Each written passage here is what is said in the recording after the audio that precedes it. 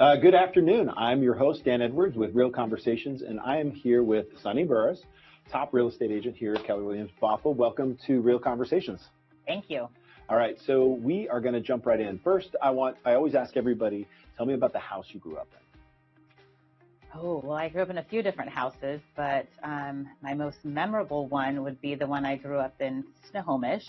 It was my grandparents' place, and it was a rambler with a daylight basement. It had a full basement with like a bar, and it had a pool table over here, and that's like one of the first big screen TVs where you had to pull the thing out, and it had the mirrors with the red and the yellow lights yeah. that shined up. And the coolest thing about that house was it had a swimming pool with a diving board and a slide. So wow. I had to learn how to swim at a young age. So my grandparents did a lot of gatherings there. I was going to say, so the parties were always at your place? The parties were there. All right. Yeah. So you grew up in Snohomish? I did. Primarily grew up in Snohomish. Okay. A little bit of Monroe, a little bit of Skycomish, and then back to Snohomish. But born and raised, basically. Born and raised Snohomish, and Skycomish, though, is my heart. I lived there for a couple of years, 8th and 9th grade, and my parents lived there for almost 20 years. So for those that don't know, Skycomish is on Highway 2. It is. It's about 16 miles from Stevens Pass. Yeah, it's really close. So it's pretty rural. It is. Right? It's a fun town, though. I have a lot of good memories there. And that was between 6th and 7th grade?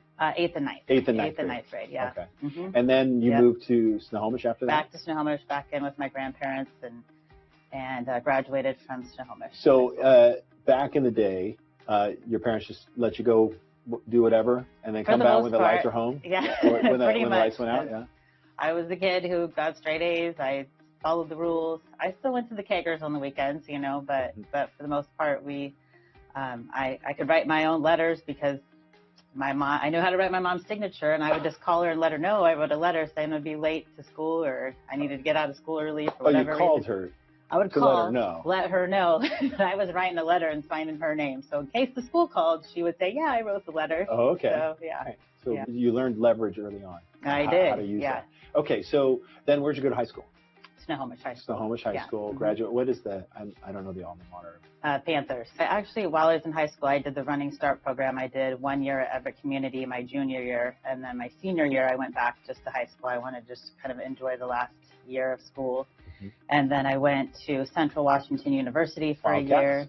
Yep, Wildcats. And I came back, went to Everett Community, and then that's when my grandma talked me to get my real estate license. Really? So I was 19. 19. Mm-hmm. And was your grandmother in real estate? Mm-hmm. She was. She was. She and 2 other people actually started the Windermere in Snohomish. Wow. Yeah. Okay. So this goes back. This goes back. Your grandmother at age 19 convinced you, and then instant success? I wouldn't say instant success. I think my first year I made like $14,000, and so that was actually pretty good year for 95. Yeah, for a 19-year-old. Yeah, so, that's pretty good. And so consistently kind of doubled my income. But so as you're looking at this, because most of the time when I'm going through this story, there's a whole long line before people get into real estate. Yeah. And I talk to a lot of young kids that they're like, hey, should I get into real estate? Because they're like in your situation. Was it because it was a family business, or was there more a passion for real estate because it was around the family? I would say more of a passion because it was around the family. I actually always say that I really have been doing real estate since I was like 2, because I went on inspections and appraisals, and all through high school, I cleaned the office. I was the cleaning lady of the office, and then the weekend receptionist, after school receptionist. So it was kind of in my blood. My grandma, groomed me from what I can remember. So to do real estate. So you were probably a pretty good negotiator. Obviously, you were forging signatures, though. Right. I was forging signatures, As a teenager, which she does not do in real estate. Just want to be clear, everybody knows that. Yeah. Okay, so kind of walk me through then. So since you've been in the business since 95. What was kind of your first brush with real adversity in the business? Well, I guess it was kind of right off the bat, actually, because the biggest adversity that I came across was the fact that you're 19, 20 years old. How on earth are you going to sell me a house? I know way more than you. You're just a kid. Yeah. So it took some getting used to and getting kind of through those barriers. And I did use my grandma. I kind of went off the coattails of grandma and the fact that I'm like, well, I might be 19, but I've been really doing this my whole life. So I've been on inspections and appraisals since I can remember. So I've learned how to negotiate. I've been around my grandma most of my life, and so she was kind of like my second mom more than my grandma. So, yeah, I guess the biggest first adversity was my age. Yeah. Was that I was young. Yeah. So. And you overcame that by knowing your stuff, and then also relying on your grandma to kind of help guide you through that process. So that you had a good mentor. I had a great mentor. Okay. So that's fantastic. So tell me about a time where where kind of the deal fell apart, but you pulled it back together. There's one that really comes to mind, and this is one I've actually talked about before, but obviously won't mention any names. But the client actually crawled in through the window and started living in the house 5 days before closing. Oh. Yes, I didn't know, the seller didn't know until a couple days before closing, and of course the seller was very upset, and I was representing the buyer, and unbeknownst to me, he had done this, and so we kept the deal together, and it closed, and he just moved in a few days early through the window. Didn't communicate. Yeah. That's so funny. That's funny. No, that was back to probably in my late 20s where that happened. Why was he thinking that? Well, his parents were actually buying the house for him, so he had some mental stuff going on, but seemed like a pretty normal guy. So, I mean, yeah, but it all worked out in the end, and the sellers were happy. Obviously, the buyer was happy. He was excited to get into his new house, I guess. Yeah. So every year in real estate since '95, you've had growth years. Pretty much, yeah. I would say consistently, I mean, moving to Keller Williams in 2012 was a big shift. With all the education that Keller Williams offers, you know, I kind of had hit a cap at Windermere. I just wasn't really, I didn't know what I didn't know.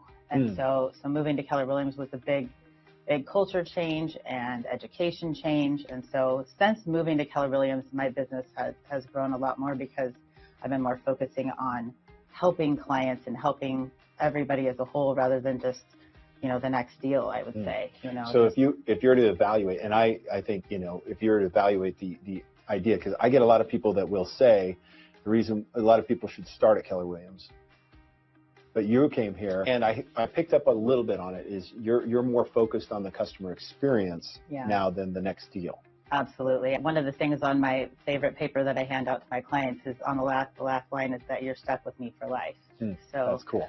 And I mean that in a good way. I want my clients to be stuck with me for life together and be happy. Yeah. Well, okay. And then you, in the last few years, have brought on leverage, right? And when did you realize that would be a net positive for you in your business? Because I know a lot of people that are like, I can do this well, and it's going to be hard for somebody to do it the way I want them to do it, so I'm just going to go ahead and do it. You see a lot of that independence here in our industry. Yeah. So when did you realize it was okay to do it, and then how did that process go for you?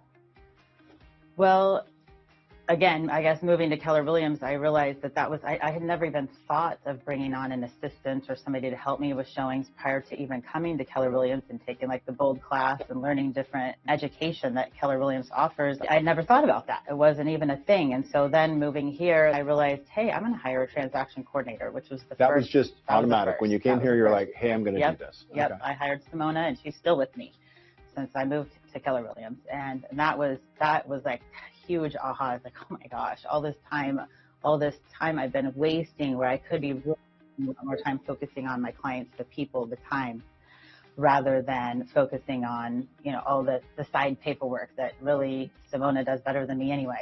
So right. And how did you decide on Simona for your assistant? For Simona for transaction coordination, some of the other agents in the office used her and said she was great. So I was like, well, let's give Simona a try. So by referral? By referral. See, that's kind of ironic, right? Yeah. Okay. Yeah. And so now you've got somebody that's taken over that leverage, but then you decided to add more leverage. I did. And before we get on to the more leverage, like you said, Simona can do it quicker and easier. So that allowed you to spend more time with the client. And that meant you could work with more clients. For sure. Yeah. Work with more clients and give them more of a specialized one-on-one service instead of, you know, being spread so thin. Yeah. Well, how did that affect your family?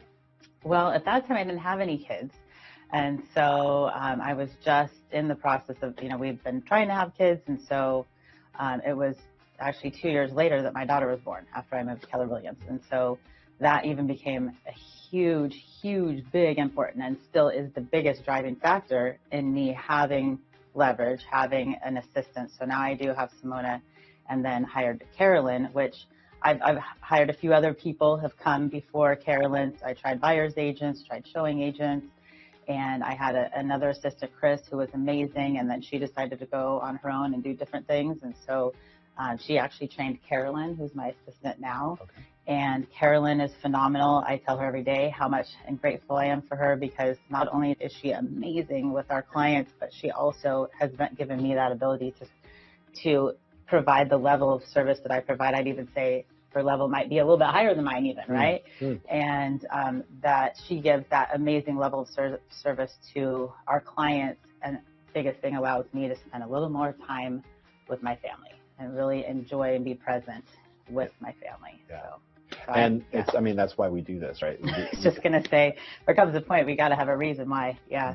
And my reason is my beautiful kids and my husband. I want to be able to have, there's a meme that shows a person sitting in the water on the beach with their laptop and their phone. I don't want to be that person. I don't want to be, I've been that person. You have, yeah. I have, but that's, now that I have Carolyn and with Simona, I can actually be sitting on the beach and spending time with my family and not with my computer or my phone. Well, and a lot of people, when they think of Keller Williams, they think of teams, they think of these giant teams, and that they're, you know, a bunch of people cold calling and doing all this stuff. Your business is based on referral. A referral, like 85 to 88% of my business. That's another thing I started doing, was tracking my numbers about 10 years ago, trying to figure out, you know, where is the business coming from? And about 87% of my business comes from return or referral. Yeah. So that's huge. I mean, all the people that already know and love me, so I'm grateful. Thank you all. Yes, yes. Yeah. I love, and that's the whole idea, is you seek leverage for two reasons. One, to take stuff off your plate and to have the kind of life that you're designing on purpose. Absolutely. So we have Bold coming up, and I understand you're planning on participating in that, and you have participated before. How many times? 7. 7 times? Yeah. What? 7 and you're times. Participating again? Oh, I love it. She's got her platinum award here, platinum, which is amazing. Congratulations. Thank you. Why would you even need to take Bold again? You know, I feel like if it came every year, I would take it every year. Just it's not a classroom setting where you're sitting in a row listening to somebody speak at you all day long. You're actually sitting in round tables with groups. You're doing group activities. You are, you know, getting information from a coach. And it's not really like it's a teacher. It's more like a coaching situation. And every Bold class that I've taken, you're getting flooded with so much information so that you couldn't possibly take all of it in any one class. I mean, if you take 1 or 2 things from each class and implement just a couple things, then it's a win, right? Rather than taking all of that information and trying to implement it all, then you're going to fail, right? Because it's too much. That's too much. So in my opinion, just taking the Bold class every year or 2 when it comes, and then take 1 or 2 things, implement those, and just focus on those things. And I mean, you can take Bold every year, and you can take 1 or 2 things every time out of it. And so as we're talking here, I'm noticing a theme. Is number 1 is education. Yeah, that's important to you. Very important to me. Number 2 is family, and using leverage to have family. And then number 3 is action.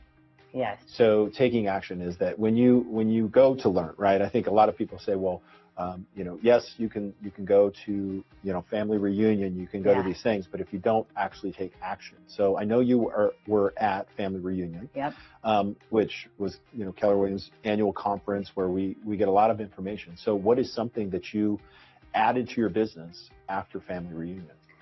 So we were focusing on AI. I mean, a lot of the classes were focused around AI, but that's what we were focusing on, and just how to implement that in our business. I mean, I've already been dabbling in it, and I've already attended a few classes prior to family reunion. The takeaway that I got that we've already implemented is YouTube Shorts. So we do a lot of videos already, but we weren't focusing on the YouTube Shorts, which apparently that's a good place to focus at for AI and to help you come higher up on when somebody searches on an AI search engine. And so, whether or not it'll help us in the long run, that's one of the things we're implementing. So let's talk a little bit more about that tactic for you. Yeah. So you have a YouTube channel, okay, and in that YouTube channel, you're doing some kind of content. Yes. about Snohomish or what? Yes, about Snohomish, or about, what are the top 5 things the seller should do to sell their home, or what are the top 5 things the buyer should know before they start to buy real estate, or we just actually completed a whole little short videos about Carolyn and I, because I think it's important for people to know, not just sell real estate and how can we help you with real estate, like we're doing now. I think it's important learning a little bit more about my background, where did I grow up, I have the 2 personal kids. side of you, because people do business with people that they know and trust. Yeah, you've got the trust, because obviously you've been doing this since you're 19. So you've got that skill set. It's, do they like you? Which most people I know really like Sunny. Yeah. She's super sweet. Is there anybody that doesn't like you? Oh, I'm sure they're out there. I'm sure they're out there. Awesome. Okay, so you're adding shorts, which basically then point back to your YouTube channel and help raise the awareness of it. So we are focusing a lot more. I'm focusing on doing at least 1 video a week that maybe answers a question that somebody might have about real estate. The last video I just actually sent in this morning was, what is title and what does it mean? What is title insurance for? So just, and low cognitive load is another big word that we learned, is just trying to focus on, not everybody does this every day. And so, what does title insurance mean in simple terms? Yeah, basically keeping it simple so that everybody, not talking in vernacular. See, I used a big word. Right, yeah. Not using big fancy words to explain things, but things that anybody can understand. Yeah. For sure. Yeah. All right, so if you're to give agents out there advice about today's market, what kind of advice would you give them in order for them to thrive?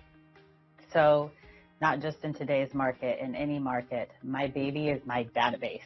My database is my baby. I spend 85% of my time on my database. Whenever I send out cards or letters, when I get a return, I make sure to reach out to that person and say, oh, I sent you a card. I see that it was returned. Do you have a new address? What is it? And then I have a system set up in Command so that I'm contacting my database. And then events. We do 5 events a year. Some the office helps sponsor, some I do on my own, and pop buys is another big thing that we do. So like I said, 87% of my business comes from my database, and so we pop by usually around like Thanksgiving time. We'll pop by, we'll select a few from our database and pop by and bring a little cup or something for. Something appreciate like on Valentine's Day, maybe a little bit of chocolate. A little cup or something. So something I want agents listening to this to hear is how she framed her database. It's a baby. You would really want to take care of it and nurture it and feed it and those things. And what I find is a lot of agents will go, well, okay, I'm only putting the people in there that are buying and selling real estate. Is that a mistake? Yes. Okay. Yeah. So who should go in your database? For me, I keep everybody in there that at least knows me. I could always be adding to that, right? It's always adding, but there is some that I take away too. Like I still will keep people if they move out of state. I still keep them in my database because they lived here before. They still have family and friends that are here. So, and oftentimes I've had a lot of referrals from people who have moved out of state who have actually said, oh, well, my sister still lives in Washington and, you need to use Sunny. So there you go. So I still keep people that are out of state. Do you send them market updates? I do. Yeah. I still send postcards. And I actually just had somebody the other day who emailed me that was a client. I sold some land for him. And he emailed me and he said, I'm not going to come to the Easter egg event. That I'm in, I don't even remember what state he moved to be honest. But I emailed back and I said, well, that's great. I said, you still have family or friends here in Washington? Because if you do, I'd love for you to be my referring partner. And he said, I do actually still have family and friends there. So, okay, great. I'll still refer you to my family and friends. Which is exactly the purpose of that event, period, is to have that FaceTime. Yes. And so in sending out that event, he's like, hey, remember I'm in Ohio? And you're like, I remember. Yeah. And you're always welcome to, if you're in town, to come say hi. Yeah. It's keeping that relationship. For sure. People kind of push back on technology. They're like, oh, I just do this. I kind of pick these meetings out of my, all that. And it's why they don't have the Platinum Award. Yeah. Because the Platinum Award is meaning you're intentional. Yeah, and you're you're being intentional about great relationships with people. Right. You're not just calling them because you want to sell their house. No, most of the time I don't even talk about real estate when I call people. That's another big goal that I made for this year, is that to do 30 coffees or lunches this year. So I usually kind of do that anyway, but now I'm being intentional about it. And so, and just meeting with people to get to know people better. Again, if they bring up real estate, I'll talk about it, but I usually don't really try to bring it up, and say, oh, are you looking to buy or sell your home? Right. I just want to be there as a friend for them. I mean, I post enough stuff. People know I sell real estate, so I don't really need to. It's in the world. It's in the world. And exactly. And I would say, give me a percentage, but when you are having that lunch or coffee, what percentage of times does real estate come up? Probably 70% of the time, and it's them bringing it up. Right. Yep. Mm-hmm. Yeah. And it really is. It's like, this is a people business. This is a professional's business. Yeah. And it's all about the relationships. And the more people that know you do real estate, that creates an opportunity. And if you're not intentional about it, then it's just not going to happen.